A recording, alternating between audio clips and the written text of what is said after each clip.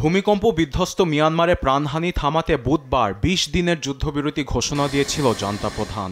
ঢাকার মাত্র ঘণ্টার ব্যবধানে সেটি ভঙ্গ করে ভয়াবহ হামলা চালিয়ে যাচ্ছে সামরিক বাহিনী।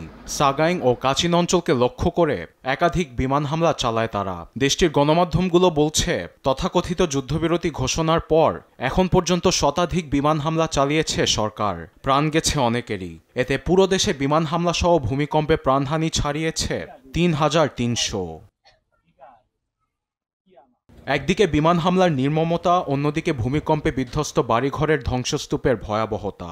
বড় বড় দালানের ভেতর থেকে এখনো বেরিয়ে আসছে লাশের সারি। ভিডিও ফুটেজে দেখা যায় শনিবার মান্দালায় বিধ্বস্ত বহুতল ভবনে ধ্বংসস্তূপ সরানোর কাজ করছে একাধিক ক্রেন। কেউ বেঁচে ফিরে আসবে এমন আশায় ধ্বংসস্তূপের দিকে এক নজরে চেয়ে আছে স্বজনরা।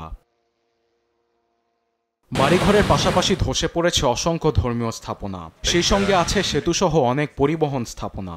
এমন পরিস্থিতিতে ত্রাণ সহায়তা পৌঁছে দিতে জাতিসংঘ হিমশিম খাচ্ছে বলে জানায় মিয়ানমারে কর্মরত জাতিসংঘের উন্নয়ন সংস্থার কর্মী টিটন মিত্র।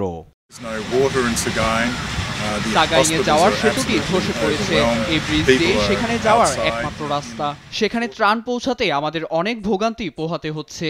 সাগাইয়ে যতটুকু দেখেছি সেখানে ৮০% ভবন ক্ষতিগ্রস্ত হয়েছে। ধসে পড়েছে ৫০%-এর বেশি। পানি, খাবার, চিকিৎসা, বিদ্যুৎ নেই বললেই চলে।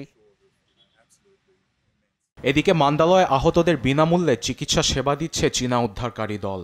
শিশু থেকে শুরু করে বয়স্করাও চিকিৎসা নিচ্ছে তাদের কাছে, দিচ্ছে ফ্রি ঔষধও। চীনাদের পাশাপাশি মান্দালায় কাজ করছে জাপানিরা।